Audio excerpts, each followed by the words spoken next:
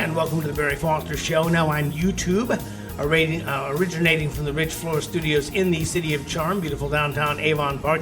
I'd like to remind you, if you have any thoughts, ideas, or suggestions for our program, just put them in the comments below there. We'll get back. If you have people you'd like us to talk to, subjects you'd like us to broach, whatever, just let us know and we'll get to it for you. And we try to have something up each and every day. However, this week we've been struggling with some technical difficulties beyond our control. But please subscribe to our YouTube page and join our pages at The Barry Foster Show on Facebook and Instagram. That would be very helpful. In the studios, we have Adam Greenway, who had to duck. He has so many hats on coming through the door. Adam, let's first of all say good day. And you are the head of school at the Cornerstone Christian Academy, is that right? That's right, in Avon Park. Transitional Head of School. Now, why are you the transitional head of school? Why is... So in my role, I'm sort of serving as a consultant to the school in terms of helping them navigate situations looking toward their future, how to become a more effective school in terms of reaching this community, serving families and students. It's also part of my broader work, serving nonprofits as a transition consultant that I do. I actually own and operate my own consulting firm called Nonprofit Transition Solutions. We can talk more about that I do want to talk about later. That, yeah. So, but I've been with the school since January 1, and I have a personal interest there because my two children are students at Cornerstone, and my wife teaches third grade there. Now, how many kids are enrolled there? Yeah, just under 200 we're forecasting for this new school year.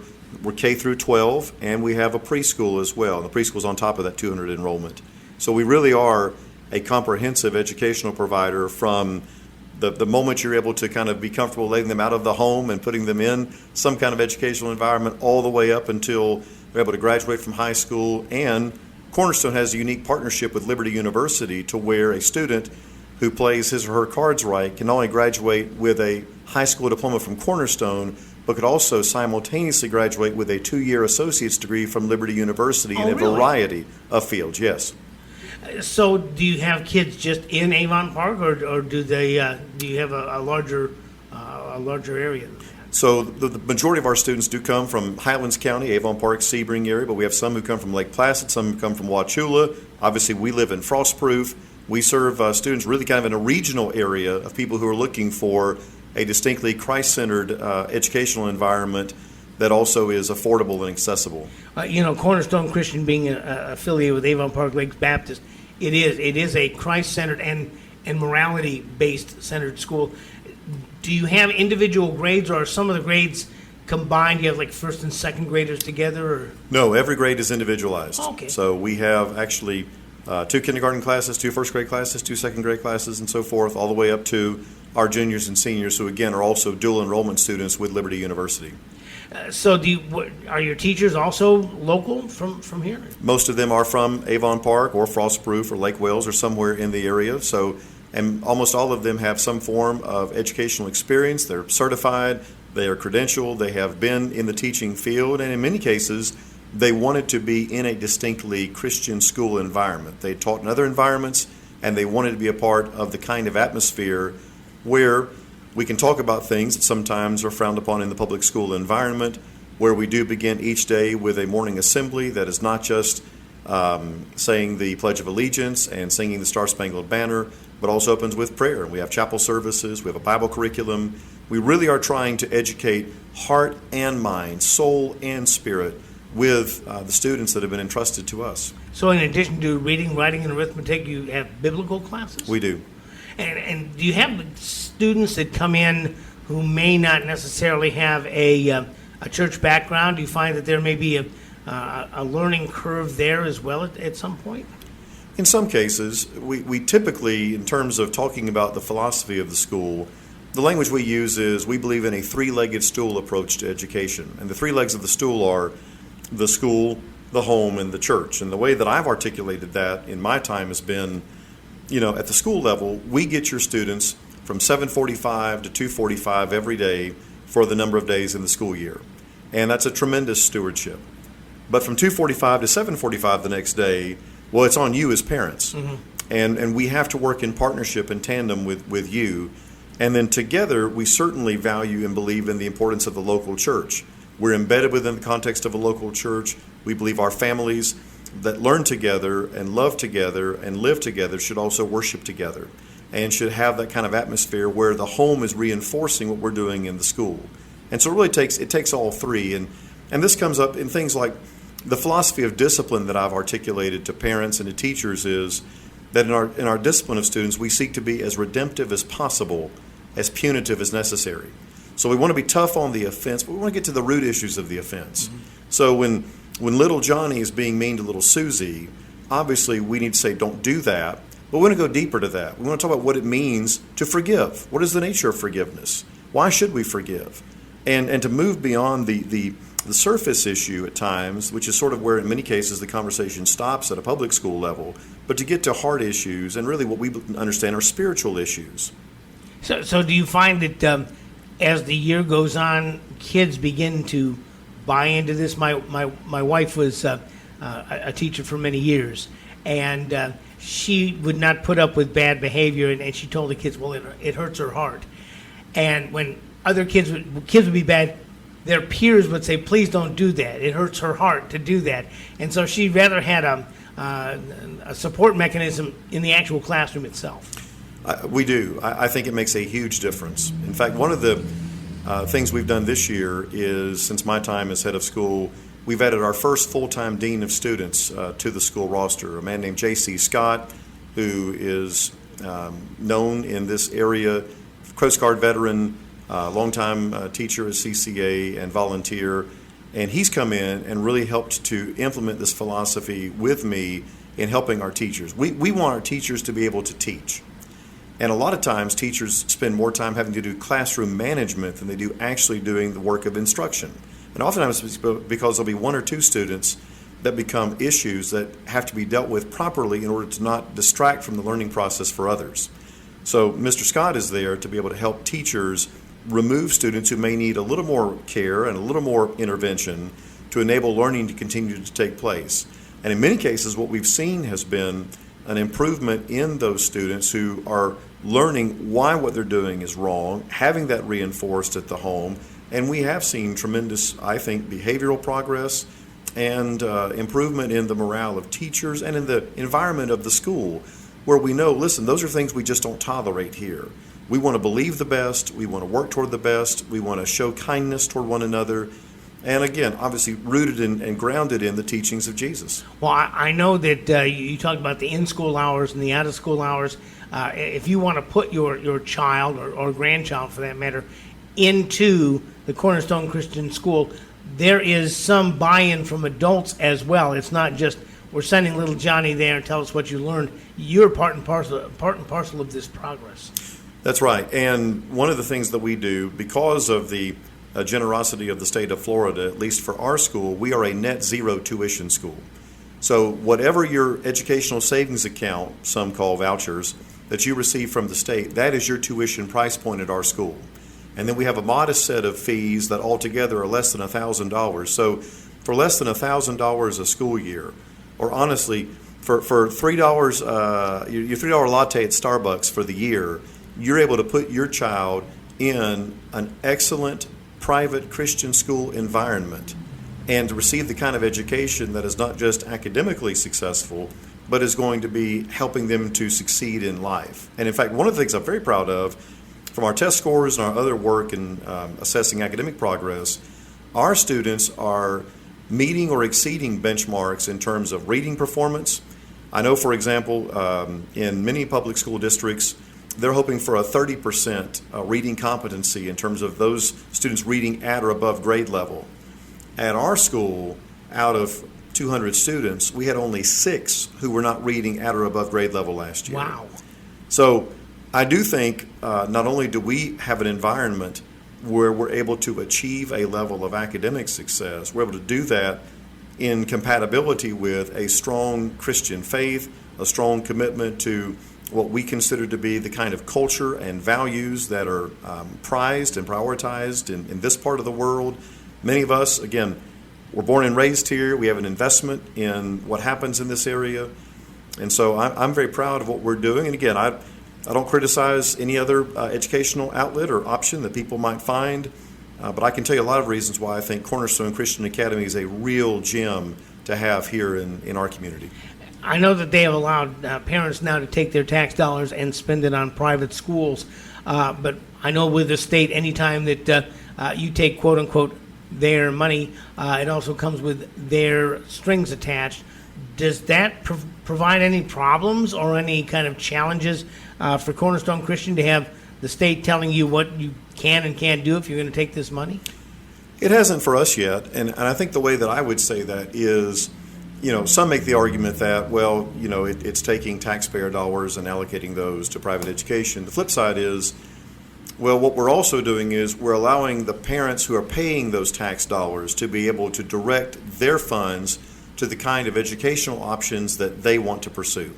One of the things I certainly believe, both as a head of school and in other capacities as a municipal public servant, is I think we should encourage individual responsibility, family responsibility, personal responsibility as much as we can.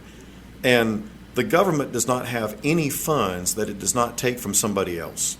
The government does not produce widgets. The government does not manufacture and make profit. The funds that the government has are the funds that it takes from people like you and me, the taxpayer. So anytime that the taxpayer is empowered to make decisions for himself or herself or for their family, I think that's a win. I think we should be supporting and encouraging that. So what others look at as the state taking that money, no, it's really allowing the taxpayer to be able to make decisions for his or her own educational options for their families. And to be honest, the educational curriculum at Cornerstone Christian meets or exceeds what the state is doing anyway. I mean, absolutely. We certainly align ourselves with the best expectations of what a student should be able to achieve in any school in the state of Florida. So a student who comes to Cornerstone has every opportunity to pursue the Bright Futures path, for example, in terms of being able to achieve things academically, to pave the way for a state-funded education at one of our Florida public universities. I mentioned again about our partnership with Liberty University and what we do. I certainly believe that we are trying to, in many ways, again, take the best of what an academic experience should be: small classes, individualized instruction, teachers who are committed and caring, along with an underlying worldview that is very committed to the kind of integration of faith and learning that we think is important because people are holistic. And do you find that your testing kind of parallels what the state is requiring of students in public schools or government schools, as I call them? Yeah, I do. We use the Iowa test as our end-of-year rubric to assess student learning and pupil progress. We are not in the same way under the state mandates for testing in terms of what they do because, again, funding is not tied to test results in the same way that it is for public schools, and we don't get grades in that way. But we do that because, again, we want to make sure that we're communicating to parents that they are seeing educational benefit and helping parents know if there are interventions that need to be made or how their students are achieving well. So, again, I look at it, we have a higher accountability because, again, of our worldview, we're going to give an account of all those who've been entrusted to our care as we are teaching and training and instructing them. Is Cornerstone, are you 20 years old yet? 13. 13. I knew it had been going on for a while. Have you had youngsters who have gone through and gotten degrees at Liberty? Yes. And what do they get degrees in, do you know? Different fields, so nursing and medical fields, teaching. Really, Liberty, of course, now has over 100,000 students. They are one of the largest educational providers in terms of higher education in our country. And we've had students who've done all kinds of degree pathways with them. And that's one of the reasons I think why we've partnered with Liberty over the years has been they've had something that serves students at the high school level with their online academy, dual enrollment students who want to do high school and college credit, and then straight college classes that they can do. They really were at the forefront of that, going back to their correspondence course days back with Jerry Falwell Sr.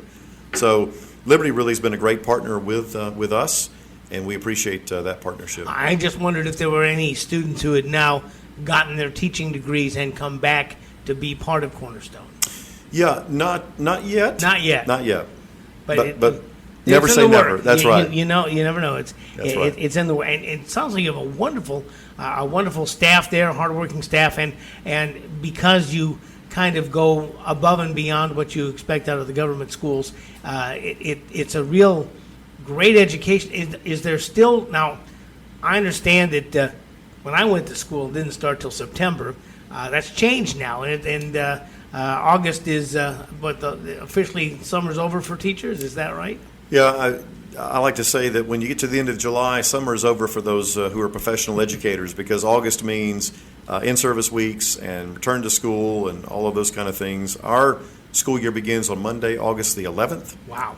And so that's when it begins, and the other schools in the area begin around the same time, some sooner, some later. A lot of that's because, we always finish the Wednesday before Memorial Day. So we're out in May. And then we do build in during the year time for fall break, obviously, a week at Thanksgiving, 2 weeks at Christmas.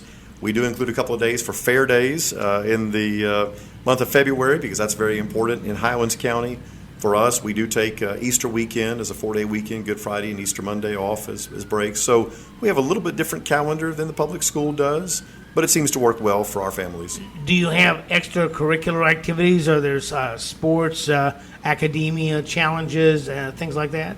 So we have club sports. We do not have interscholastic sports, and that's by sort of design, because, again, drawing students who come from south part of Polk County, from Highlands County, our students are eligible to participate in those interscholastic sports with the public school that they'd be eligible to attend. So, for example, if you live in Avon Park, let's say you want to play baseball at Avon Park High School, you can do that and go to Cornerstone.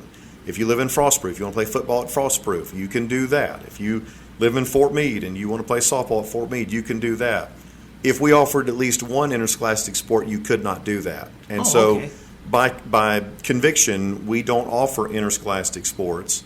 We allow students to participate with the team of their allegiance in the community where they reside, and we just do club sports. Do they do any Brain Bowl teams? Do they have any science fair projects, things like that? They do some things like that. We have a history fair every year. That's a real big event for the school.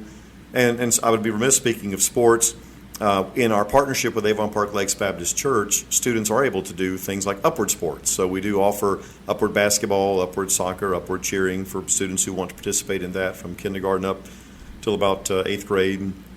So we do offer options in those areas, and we're always looking at more ways to try to provide, again, those student life and kind of quality aspects to the school. Some of those things are limitations by size, again, being 200 students K through 12, but we certainly are always looking at areas we can strengthen that. I know time's a waste in here, but are there still spots in the schools for youngsters, and are there spots, I don't know, by age? I mean, do you need more elementary schools, or do you need, more middle school students? I mean, are there more opportunities at different grade levels? So July 15th was the cutoff date for people to apply for ESA funding for this school year, but obviously you don't have to have that. So we never say never in terms of the enrollment pipeline. We're always open. If there's a family that didn't know about us, or maybe is new to the area and they're looking for their educational options, we certainly would encourage them to consider checking us out. And they can even start just with our website, ccaap.org. for Cornerstone Christian Academy, avonpark.org. They can find out a wealth of information there, and from there can reach our contact information to connect with our team. Well, by the way, we're talking with Adam Greenway, who is the Traditional Head of School at the Cornerstone Christian Academy, associated with the Avon Park Lakes Baptist Church up here in the beautiful Avon Park area.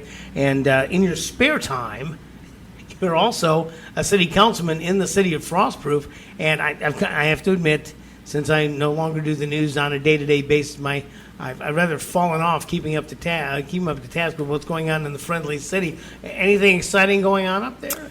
Well, it's always an exciting time to be in the friendly city. Yeah. I'd say several things. I mean, one is the summertime for all municipalities in the state of Florida is budget season, and so we're going through the same process other municipalities are about looking at things like millage rates and revenues and expenses and all the things that go with that. I can only speak for myself as a council member, but I'm very mindful of, again, as I said earlier, the responsibility we have, because the only funding that we get ultimately had to come from somewhere else, usually the taxpayer. And so we need to be the best steward we can of the resources that are entrusted to us by the taxpayers, in my case, in the city of Frostproof. Development is one of the perennial topics in our area. And right now, we continue to see people who want to come to the city council with requests for changes to the comp plan, to the zoning map. And again, speaking only for myself, I'm certainly one who wants to take a very conservative approach when we're talking about taking what was historically agricultural land and turning it into developments. You don't have to drive far from this area to see other municipalities who've taken a different path. And as somebody who was born and raised in this area, left, and then came back here intentionally, I'm very mindful of the fact that this is a special place. And one of the lines that I've had, that I've communicated in meetings, has been, growth destroys old Florida forever. And what I mean by that is, we've seen, and I've seen in my time, the bulldozer out mowing down the grove trees because development's going in there. You never see the reverse. You don't see a bulldozer taking out a development to plant grove trees. And my point simply is, when any municipality makes decisions concerning development, those are serious and significant. Those are community-altering, culture-changing decisions. And I'm not saying that you can ever stop growth, because again, in a free market economy, a willing seller, a willing buyer, land use, and so forth. And I'm certainly not opposed to all growth or any kind of growth. What I'm opposed to is what I would call irresponsible growth, and not counting the cost of growth. And what happens in terms of the demand that's placed upon municipal services, what's going to be placed upon roads and public safety and infrastructure and all of those kind of things, that we have to have a way to fund that and to account for that. And I don't think it's fair, particularly for municipalities, to overly penalize the legacy residents and citizens of an area in order to accommodate people who are not yet citizens of that area. All of us who are in some kind of municipal office have a constituency of people that we are responsible to, and that's the present electorate, not some future electorate, but the present electorate. So, mindful of those things, we're always excited when new businesses are coming to town. We've had a number of those that have opened in Frostproof and others that are exploring coming to Frostproof. The Scenic Lagoon, of course, was one of the most anticipated ones, Yes. taking the old P&J's location there in downtown Frostproof on Scenic Highway. Very pleased with that. I see other social media posts about hopefully businesses coming, and we want people to know Frostproof is very much open to business. We've heard so much about the flight from blue states down to Florida. Florida's growing by leaps and bounds. Have you had much of developers coming in saying we'd like to put in some high density developments or some affordable housing, workforce housing? I'm not sure what the buzzword is today, but putting in larger tracts rather than the errant single family home here and there? Well, what we've had in recent vintage has been people who are looking to buy large tracts of what's been agricultural or grove land, and then wanting to do a higher density type project than at least than I would be comfortable with. And a lot of that's because, again, as we know in this area, citrus has really taken it on the chin in recent years. And for a lot of us who grew up here smelling the orange blossoms and drinking local orange juice, that's a disappointing thing. And, there are some initiatives that are out there. The Rural Renaissance Package that passed the state legislature that our state Senator Ben Albritton, Senate President, championed. Anything that gives agriculture and those who are involved in that industry any chance, I'm supportive of, and we should be encouraging. Have there been any efforts to expand the city limits of the city of Frostproof to make it larger real estate-wise? Mostly the annexation efforts that have happened have been people who are choosing to annex into the city. Mm-hmm. So the city has not necessarily done any kind of aggressive, proactive expansion work. Where there have been businesses who've been looking to develop or to come into the city, we've worked with them, and we're always looking at ways to do that.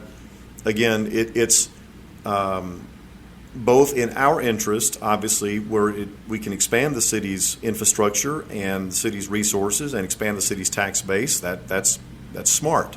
We want to make sure that it works on both sides, that in some ways they're not expecting services we cannot provide, or we are in a position to do that responsibly.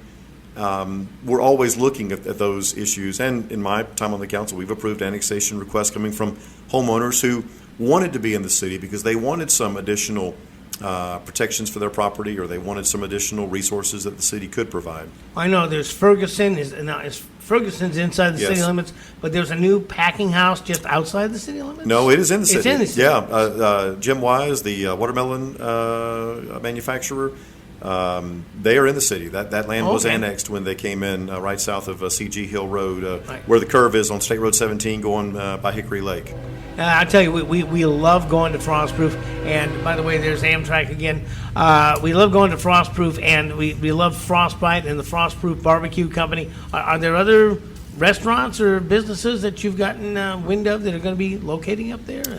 Well, without putting too much pressure on them, Solorzano's Pizza has indicated that they're looking at Frostproof as a location. They're, of course, at the Eagle Ridge Mall. They're at the Lakeshore Mall. And for what it's worth, this city council member would love to see Solorzano's Pizza open up in Frostproof.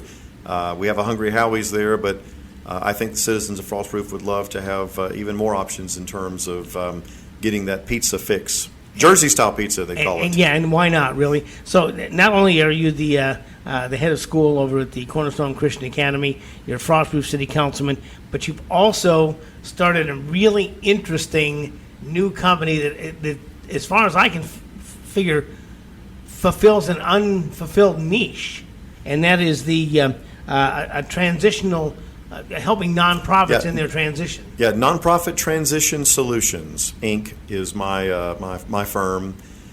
And I started that, honestly, just in my personal journey.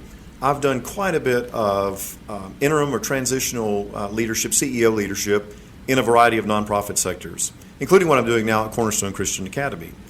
And one of the things I've noticed in that is many times nonprofits of a variety of categories oftentimes focus so much on, we've got to find the right person, the next leader, the next CEO, president, principal, whatever the title may be.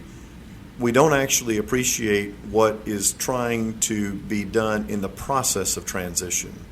Taking time to step back, consider the organizational culture, consider the dynamics that led to the transition, what are the challenges that are facing that may not even be appreciated or known. Because one of the lines, I think, in leadership that oftentimes was used in days past was, the best indicator of future performance is past results. Well, the only problem with that little quip is that assumes that you're at stasis, culturally and environmentally and otherwise. Well, we don't live in a time of stasis. We live in a time of flux. And the reality is, I don't believe that just doing what we used to do, what we once did, is going to in any way guarantee success. What that may guarantee is you're going to be a Bed Bath & Beyond in an Amazon world. And so I think, looking around, a lot of people are doing search firms, hire us and we'll find your next leader.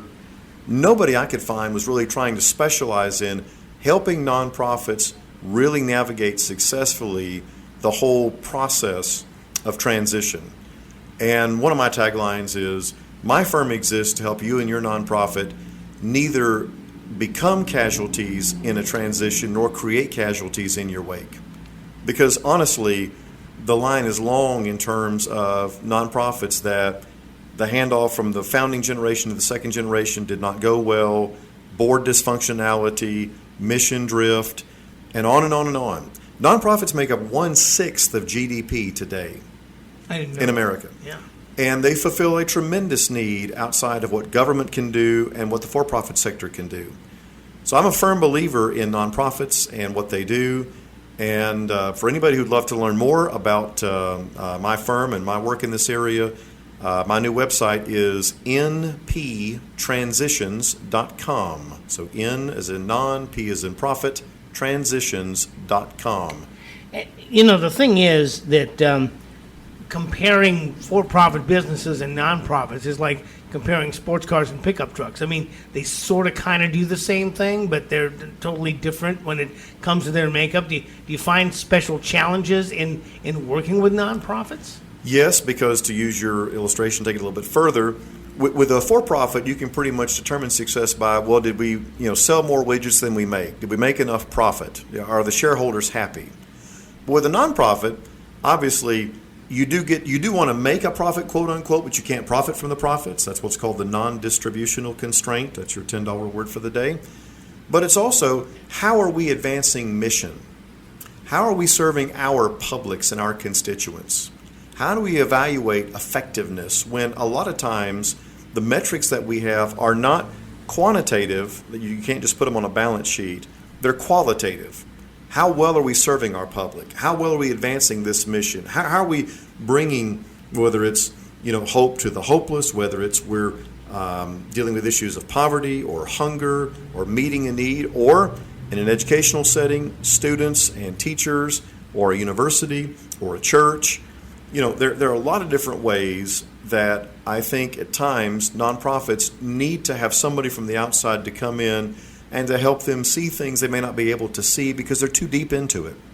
Or again, they just think, hey, if we just get the right next leader, that will solve all of our problems, what we can call the Superman complex. Mm-hmm. And unfortunately, to use the old Peter Drucker line, culture eats strategy for breakfast.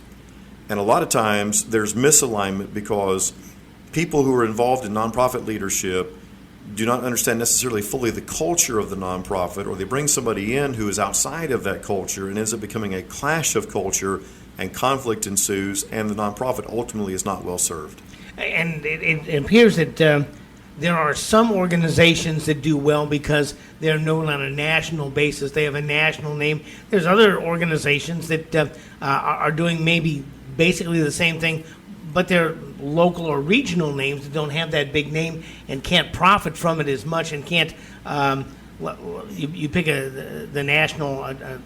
Let me pick a name. United Way. United Way has a name where people who want to bring somebody in, they have a bench, so to speak. They have people who used to do this here and can come and do that there. A local organization like the We Feed the Homeless coalition of the four-county area doesn't have that same bench. So are you able then to come in and say, look, if you have a new CEO, or can we help you restructure this so you get more effective use of your personnel in terms of the money that you're bringing in? Absolutely. And in fact, just to take your example, not all United Ways are created equally. And so you may have a United Way in an area of the country where they may have one major benefactor who takes their philanthropy and throws it all to the United Way, and so it looks like that United Way may be successful. Whereas you may have the four-county, food bank, as it were, that may have a wider base of support, but may not have the level of income threshold to compete with the corporate philanthropist that can write $1 million check. Well, again, the $1 million makes a difference, but that's one company. Here you may have 500 people who are giving $5 a month. Well, in some cases, that may be a better model because that's more sustainable. What happens if the corporate client has a year where the profits go down and they're not able to write that check? Or there's a change in leadership, or they decide to go in some different direction. So it's really looking at holistically, how did we get here, taking a real deep dive into the culture of the organization, looking at all of the key metrics. What are our constituents? What's our funding sources? What is our mission? How are we aligning these things together? Are all of us in alignment on that? Because a lot of times, especially with more established nonprofits, mission drift creeps in. Do these folks come to you, or do you discover them? Do you see in the headlines that Bob Smith, the longtime head of the four-county food bank, at 96 passes away, and they're kind of at sea at who's going to, when they say who's going to take over, they say that's a good question. Do you find it that way, or do they come to you and say, you know what, Adam, we really need some help with transitioning here to keep ourselves aligned, and it might help to have somebody from outside the area that doesn't, as they say, have a dog in the fight? Usually it's they find me more than I find them, and part of that's because ironically, many of the organizations that would benefit from the kind of services I provide don't realize it or don't think they need it. In the same way that people who think they're healthy usually don't go get an annual physical, even though they would benefit from it, because there might be things they don't know that they wouldn't know. Like that. Okay, well, even if you think you're healthy, it's still really good to go get an annual physical, right? Even if your car is doing great, you still need to change the oil every 5,000 miles to keep it in running service. I think there's benefit in even perceived healthy organizations or organizations where they think everything's great to have somebody from the outside to come in, because again, you lose the ability to see certain things when you're immersed in it every day. You don't notice certain things in your building that you work in every day that somebody from the outside immediately notices and says, well, hey, why is that crack there? I didn't even know there was a crack there, right? Yeah. And I think part of it is every nonprofit board has certain duties of loyalty, duties of obedience, fiduciary duties. And one of the duties is to be able to put that nonprofit in the best possible position to fulfill its mission to serve its publics. And obviously, number one job is to hire a CEO. The CEO hires a staff, holds them accountable. But a lot of times, again, it's good to have a fresh set of eyes, somebody from the outside. Obviously, a lot of what I do is crisis transition. The board just fired the CEO. They don't know what to do. Or there was a scandal of some kind, or somebody new. I've never been a CEO before, and I don't know what to do. I had that call some time ago from somebody who said to me, I've just become a higher education president. I have no idea what I'm doing, but I know that you do, because I was a higher education president in my background. He said, can you help me? And I said, I can. And that's really what I want to do. I want to be in a position, frankly, to do for others what along the way I wish I could have had somebody do for me. Once upon a time, there was a group called the RSVP, the Retired Senior Volunteer Program, and they brought in chief executive officers and other higher-ups from big business to help small business or even to help nonprofits and say, look, I can come in and either stay or I can put this together. I can structure it the way you want it and give you enough time so that your new CEO can come into a well-structured organization. Is that kind of the thing that you do? In some ways. Now, I'm not retired yet, but no, yes. Obviously not. One of the things that I've been very blessed in my career to have had a lot of successes, but I've also had a lot of challenges. And you learn from both. Mm-hmm. And one of the lines that I've used with clients has been, I want you to be able to profit from the pain that I experienced. In other words, if there are things that I can share with you that will help you make decisions to where you will not necessarily have to go through what I went through when I was a CEO, that's a win. And my theology says God doesn't waste any of our experiences. God redeems everything that He allows. And He's allowed me to have a lot of interesting experiences in my life and to have brought me back to the place where I was born and raised. Now, prayerfully, to make a difference in the areas that I'm very passionate about. Education is one of those. Municipal public service is one of those.